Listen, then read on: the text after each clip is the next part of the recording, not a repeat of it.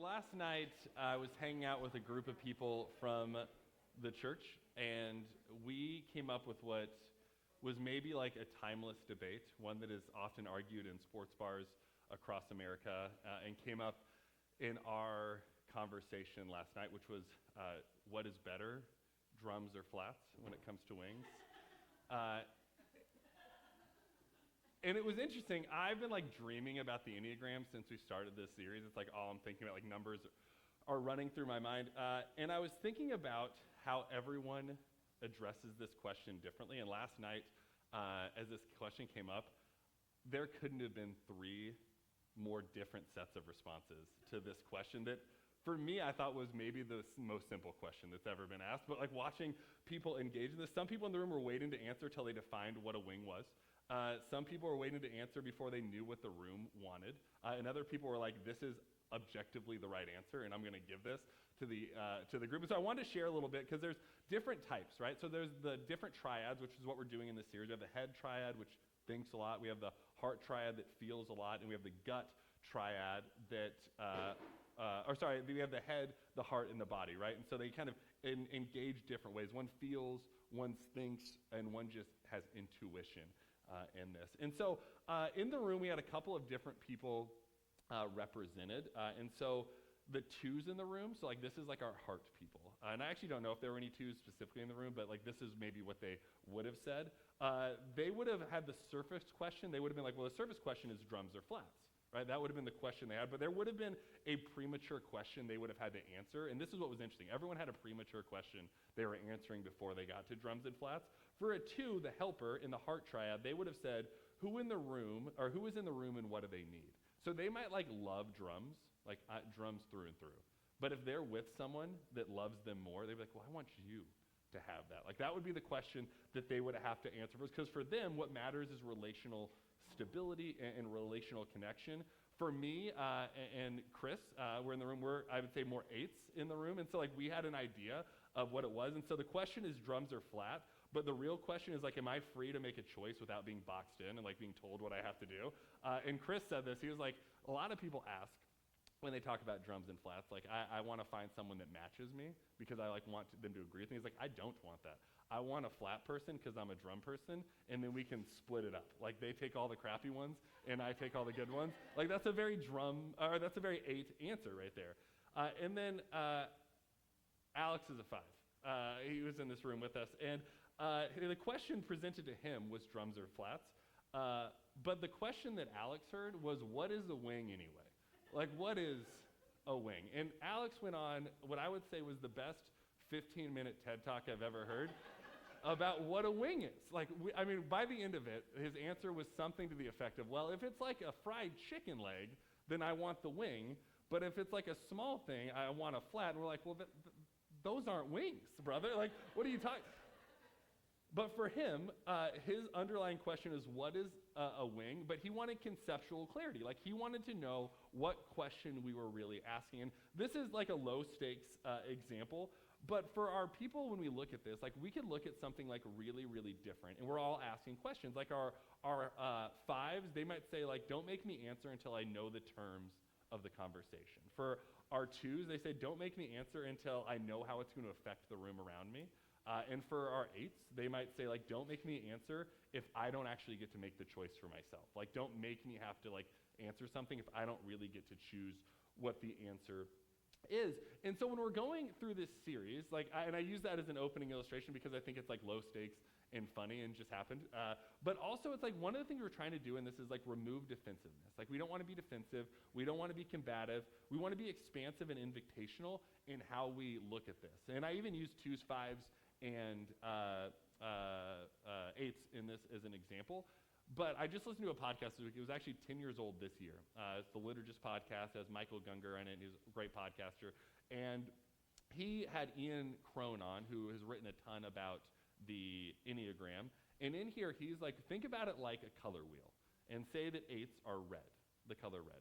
Well, there's an infinite number of versions of the color red. There's different hues, right? And so just like me and someone else, if we are the same number, we're not going to necessarily express and look different or look the same. We're going to have unique postures based on what our wings are, or whether we're integrated or we're disintegrated in our health, and how we're engaging all these things in our child upbringing and our spouses and the people that we surrounded ourselves with and all that. And so I bring that up to say, like, sometimes these things can feel reductive, and they can feel like, man, this is telling me who I am and what I have to be. And as an 8, that's my like deepest fear and nightmare. But this is not meant to be reductive. This is actually meant to be enlightening and eye-opening and illuminating to what we can be, rather than telling us who we have to be. And so the Enneagram here isn't to tell you who you are. It is here to help us notice strategies about how we can love others, but ultimately how we can be loved well ourselves. Like, that's a huge part of this. We talked about the idea of Jesus saying, like, to love your neighbor as yourself is the greatest commandment. We have to love ourselves well to love other people well. Otherwise, we're giving them the hate we think we deserve. And so we need to be able to love ourselves well so that we can love other people well in that. And then before we dive into this, I would say, if you didn't get one of these journals, we handed these out last week. We have about 10 or so left. I would encourage you to bring them every week. There's interesting things in there. They're great for small groups. But back by the coffee, before you leave today, feel free to grab one. We got about 10 or so left. We would love everyone to have some. We can order more. And I gave some digital copies away too. So if you're like, hey, I just want one for my phone, let me know, email me, text me. I'd love to give you that. As well. And so today we're in the heart triad.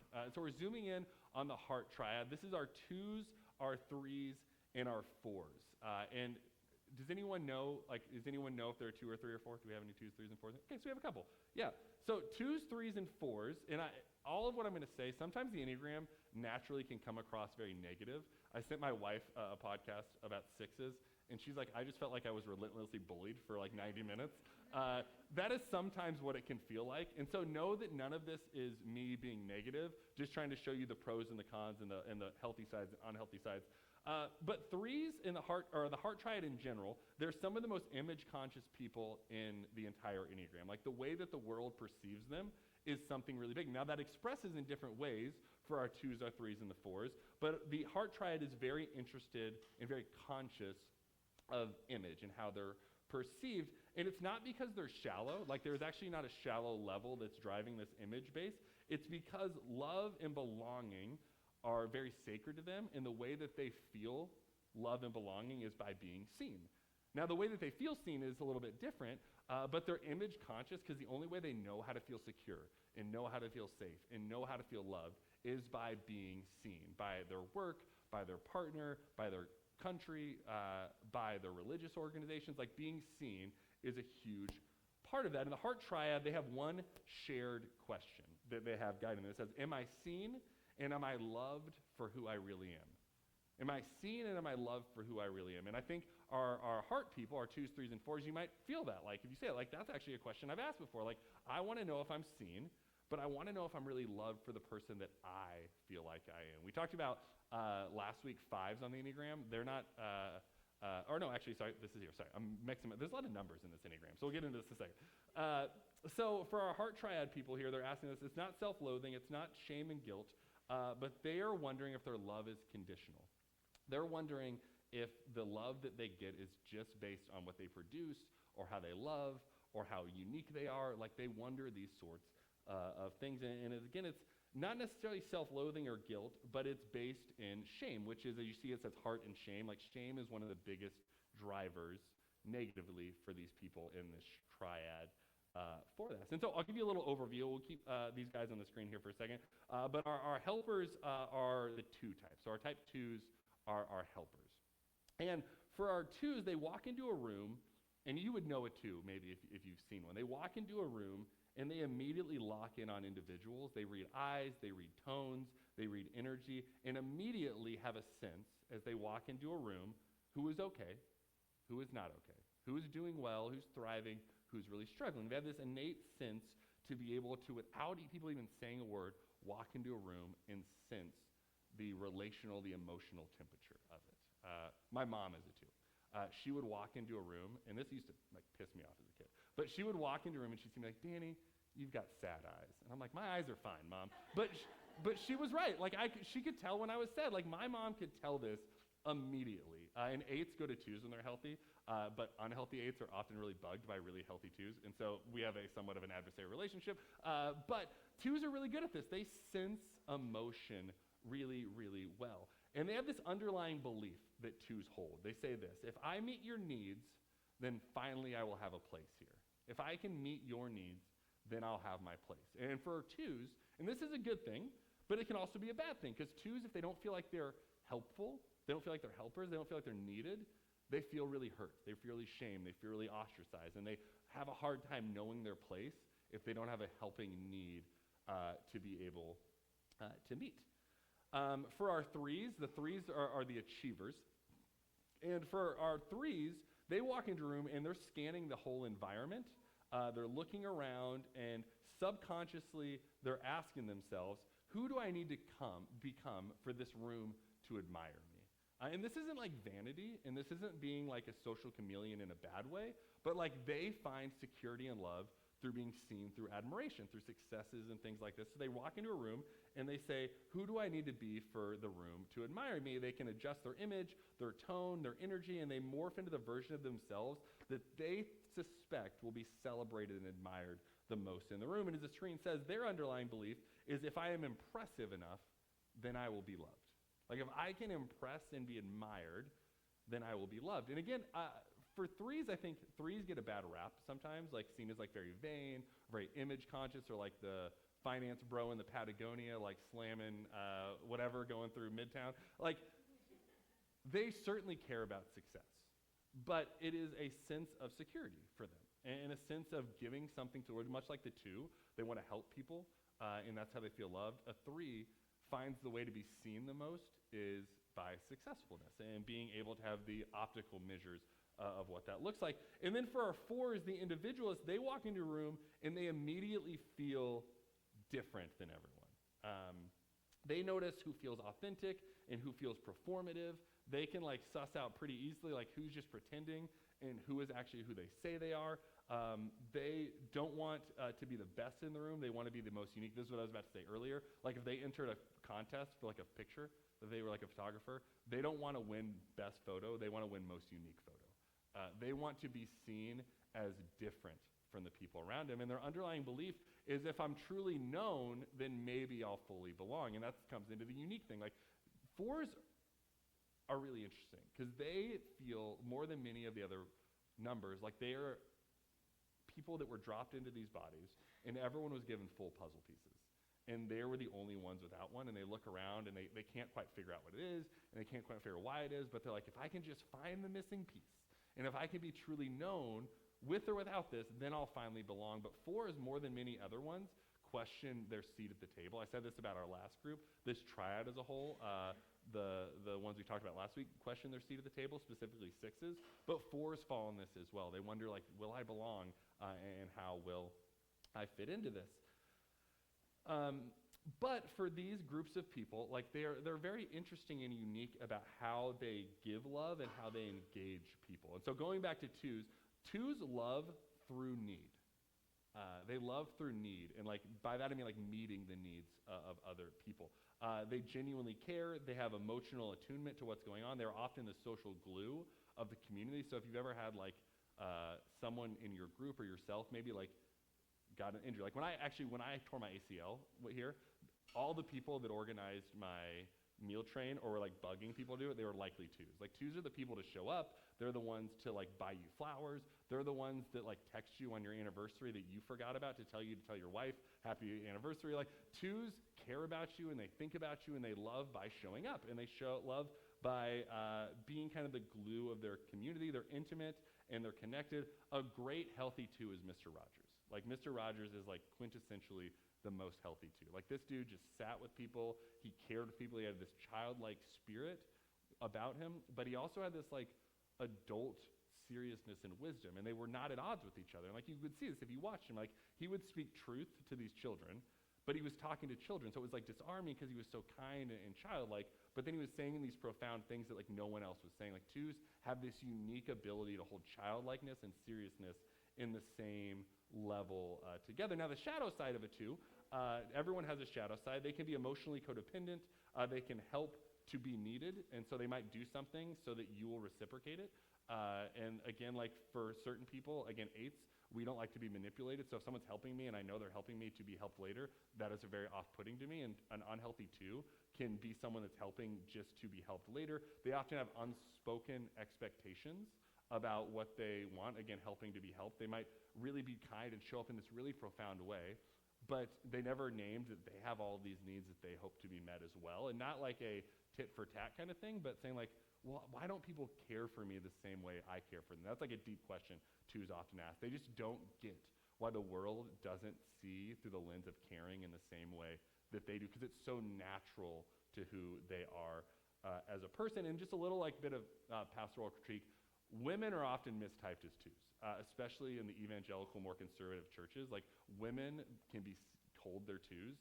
If you grew up in a world where it was like the Bible says that settles it and the woman is the helper, that women are often put into this. But like women can be really strong 8s and 5s and other things that are mistyped as 2s. And so just to say it, like you might be a woman here and you're like, I'm a 2. That's great. You might be a man here. Like men are often mistyped as 8s, but they're actually 2s, like a really healthy 2, but they're told they're 8s. And so all I have to say is like sometimes gender plays into this in terms of the way that people are told what they have to be. And so again, this is not meant to be restrictive, but if you grew up in a place and you were told, well, I'm a 2 just because I'm a woman, it doesn't necessarily mean you have to be a 2. Like you should read and assess it and see what you find yourself to be. But I would say this, that healthy 2s don't love people as manipulation. That would be the shadow side. Like there's a manipulation in the love of a 2. They don't love through manipulation, but they love because relationships are core to who they are. That is ultimately what a 2 is at their healthiest. Like they don't love to manipulate. They love because it is the core of who they are. And when I say love, I mean like helping sort of love. Like that is how they go about that. For our 3s, they love through achievement. So again, they have drive, efficiency, vision, momentum, results. They are people that again are like highly successful. They might have nice houses, nice cars, nice jobs, not because they're vain or shallow, but because they aspire for those things, because it helps them feel safe and secure. But they can often be very, very efficient, driven, visionary sorts of people. Not all 3s want money and fame though. Context really matters. And a great example of this is Dorothy Day. She was a woman who like led social justice stuff in the Catholic Church. She was an Enneagram 3. She wanted to be seen and valued as the best at living in poverty and helping those in poverty. And so she still was a 3, but the context matters. And so 3s can be like the finance bro, or they can be Dorothy Day. Like they can look very differently, right? And so I bring that up to say like sometimes we put people in boxes and caricatures, but context really matters. But for Dorothy Day, image was still important, it was still significant, but ultimately, just like every other 3, being seen as really good at the things they committed their life to was something that was really, really important for them. A shadow side is oftentimes they need external validation. They can confuse productivity with worth, and sometimes being loved for what they do and not who they are. 3s can lose themselves in what they do and forget who they are pretty easily. Like they are the CEO. They are the successful financier. They are the person that's really good at social justice. And they can sometimes easily lose their who while they're trying to do their what. And as the screen says, a healthy 3 doesn't perform because they're fake. They perform because achievement feels like safety. Again, for shame being the driving motivation, and for many of us like safety, and we're responding to something in our childhood often that has impacted us. And so for 3s, they might have grew up in worlds where like achievement was the only way to earn love. And so it feels like that is the safest way to keep going up. Like maybe they were the honor roll student or the varsity athlete or the captain of this team, right? And so for 3s, they often perceive safety through achievement, not out of vanity, but out of a sense of inside, just like I want to be safe and loved and seen for who I am. And then 4s are interesting because what they give is emotional honesty, they give creativity, they give depth, they make meaning out of things that are often hard for other people to find meaning in. They have language for complex feelings. They are like so good at pointing and touching a feeling that no one can name. And they're like, well, let's name this, right? Like they can do this really, really well in this. Now, misunderstandings about them is like sometimes people think 4s are really depressed. They're just comfortable being melancholy. Like they are okay. Like they want to experience ecstasy and they want to experience pain equally the same because feeling is the way to know they're alive. feeling like adds this power. Like they don't always do that well, but they are okay being melancholy. They're okay being aloof, just in the same way they're okay being kind of really excited as well. They're allergic to fake joy and fake hype. And so if someone's like really excited about something or pretending to be happy, like they don't need that in their life at all.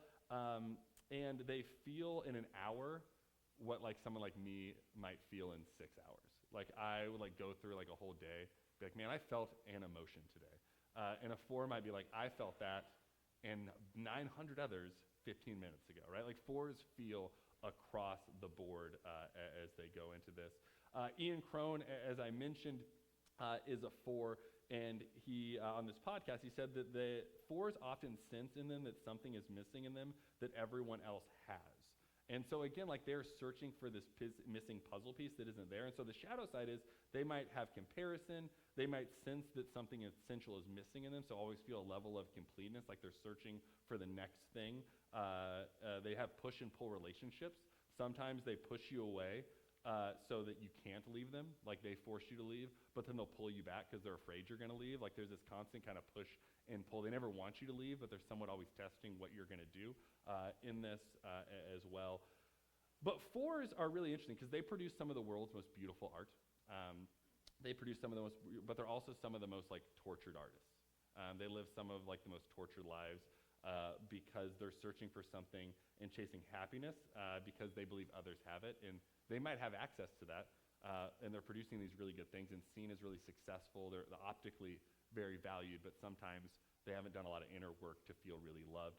In the healthy 4, they aren't dramatic because they want attention. They're not like artistic or dramatic or these things because they want attention. They are because they deeply feel that they're searching for meaning and wholeness. Like they want to have everything matter, and they want to feel whole. And there's no insignificant moment because every moment is a moment to find yourself and to be honestly and authentically yourself. So posturing is not something that they're super, super interested in. And so again, not everyone in this room is in this triad, but you might know someone that is. And Sadie said this to me after last week's sermon. We all have a little bit of all of these, right? And so even if like I'm an 8, I have some 2 energy, and I have some 3 energy, and I have some 5 energy, and we all have these. And so you might not test as one of these numbers, or maybe you've never done them before. But I want you to engage in a question I want to pose to you really quick, whether or not you identify. But if you have a 2, a 3, or a 4 in the group, like love to hear them go first. But everyone hopefully will engage in this question. The question is this: when you don't feel seen or valued, what do you find yourself doing? When you don't feel seen or valued, what do you find yourself doing? And so maybe you're in a church and you're sitting in the seats and you've been coming for months and you don't feel seen or valued. What is your response? Maybe you're in a relationship with a partner, you're maybe married or unmarried or whatever, and you don't feel seen or valued. What is your response? Maybe you're at work and you have this really wonderful job, but you look around and you don't feel seen or valued. What is your first response? And so maybe take like a minute, 60 seconds, if you would, turn to someone near you, introduce yourself if you don't know them. But when you don't feel seen or heard, what is your natural response? We'll come back together in a minute.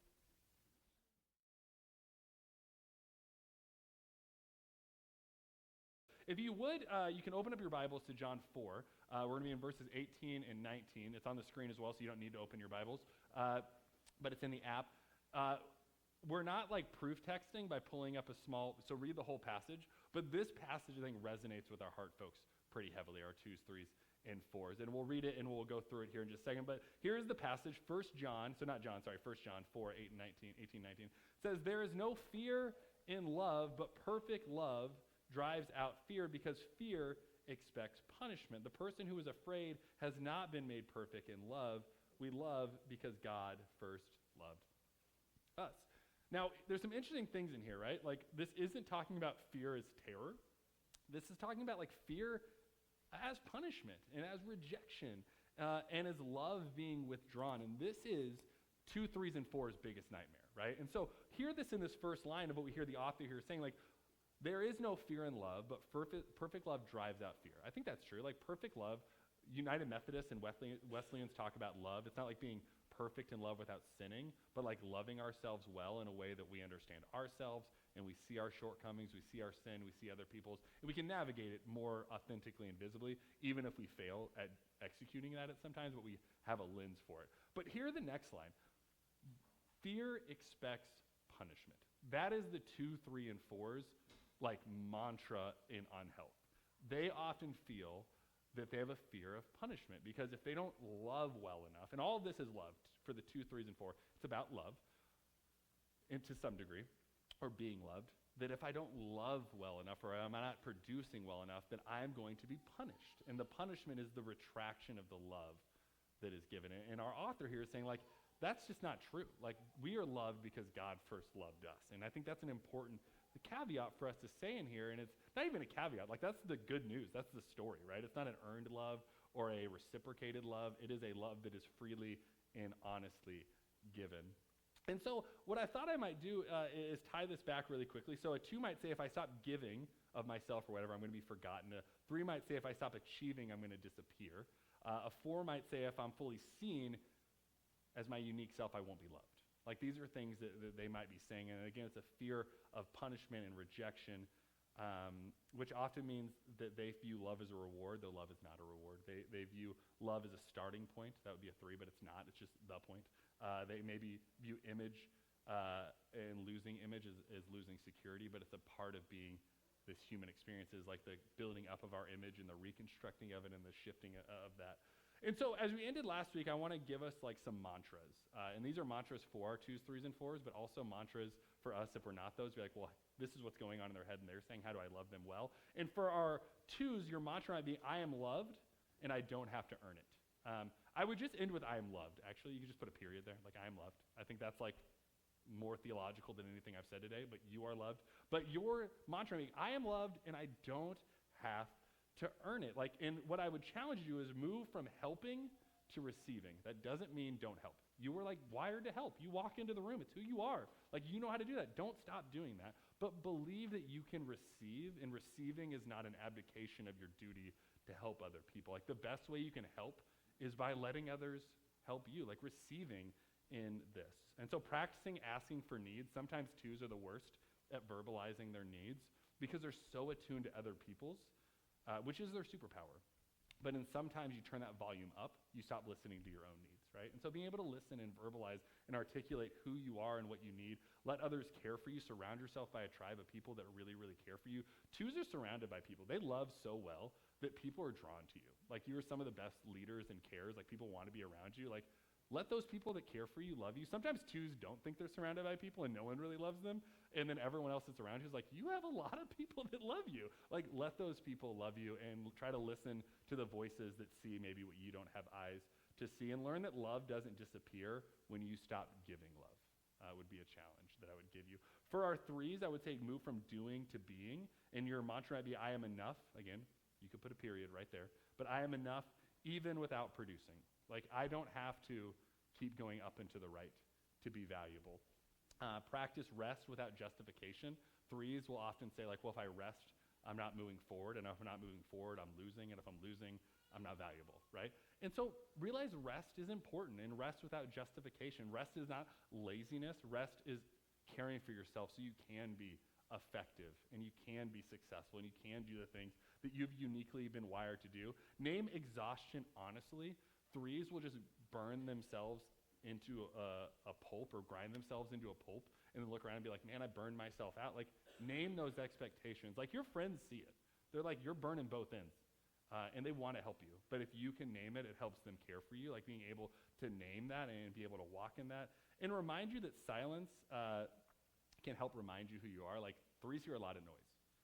Noise of success, noise of the fear of failure, noise of the things they've surrounded themselves with. And sometimes, like, meditation and silence is like the most helpful thing for a 3. Just like pause and stop and listen and really be silent and see, like, what does God have to say to me in this? And really in that mantra say, I am enough even without producing. And I went on a silent retreat one time. It was 8 hours. Hated it, every second of it. But all 8 hours of it were great. But for 3s, if you go on a silent retreat, or you're silent for an hour or 8, whatever you are, in your silence, you can still say like a mantra, like, but rest on that and try to like reflect on it and have that be your centering. Like, grounding for 3s is sometimes the most helpful thing, and a mantra can really help you be grounded. And for our 4s, moving from comparison to gratitude, naming beauty that's already present. Like, you aren't, first I'd say you're not missing a piece, guys. Like, you're not. Not everyone has the secret knowledge that you don't have or the missing piece of the wholeness. Like, you are unique and wonderful and beautiful. Easier said than believing, but I want you to know that. I hope you know that. But your mantra might be that I am whole even in progress, because we're all in progress, but you are still whole even in progress. But name beauty that's already present. Again, like sometimes a 4 will enter a photo contest. They don't want first place, they want most unique.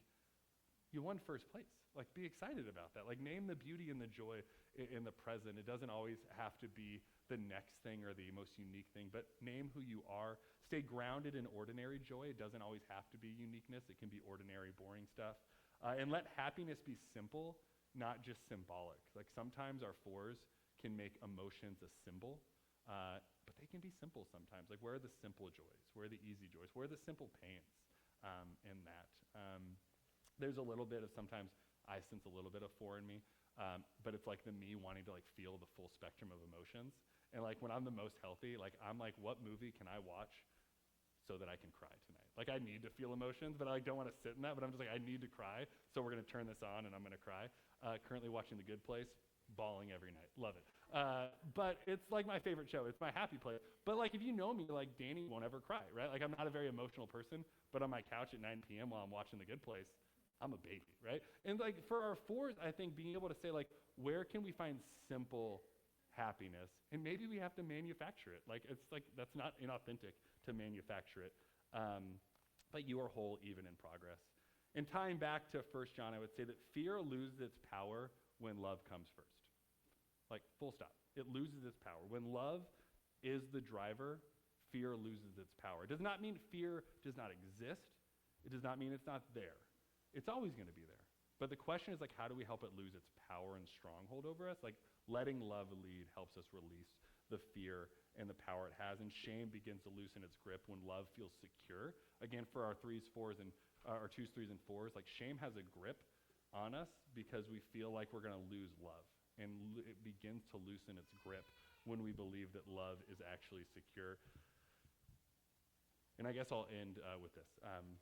Jesus doesn't ask our head triad, folks. So if you're in the head triad, our 2s, 3s, and 4s, God is not asking you at all to stop caring deeply. Keep caring deeply. Like, that is who you are. That's what makes you beautiful. That's what makes you wonderful. That's what most of us suck at, that you're really good at. Like, don't stop caring. Like, that's who you are, and that's what makes you beautiful. God is not asking you to stop that, but God is asking you to invite and arrest and believe in a love that was never conditional, right? The idea of a love that is unconditional is one of the hardest things for 2s, 3s, and 4s to believe. Like, they will tell you about the grace that they're ready to give other people, but it is hard for them to believe that grace is offered in the same way to them. And for our 2s, 3s, and 4s, I would say believe that your love is not conditional. And for those of us that aren't that, maybe that's our hope and our challenge, is to help them know how loved they truly are and to see themselves the way that God sees them, as wonderfully made, loved, whole people that are not products of what they do, but are formed fully in a love that's freely given to them. So with that in mind, would you pray with me? God, I do thank you that you love each and every one of us completely and wholly and fully. God, you know us inside and out. You know the people that we are, the things that feel missing and the things that feel incomplete. And so, God, for our 2s, help them receive the love and be surrounded by people that can give them the love that they so freely and genuinely give to others. God, they're some of the most caring and deeply vulnerable and authentic people. I just ask that you would help them receive the love others would give them, have eyes to see that, and be able to be surrounded by those that can love them well. God, for our 3s in the room that are driven by optics and visuals, help them know that those things are beautiful gifts that you have given them, the drive and the passion and the vision, but they are not what they do. They are loved because you loved them first.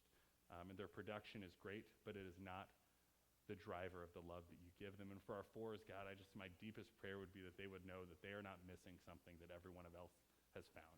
But they are whole and they are complete. And they are beautifully unique in ways that many of us aren't. And let them see their uniqueness, not as a missing puzzle piece, but as the superpower you have given them to be the most authentic, vulnerable, true version of who you created them to be. And so, God, as we dive into this moment of reflection, I just ask that you would stir in us more truths, things that far extend the messages and the conversations, but speak to the depths of our heart in ways that nothing else could. We pray this all in Jesus' holy name. Amen.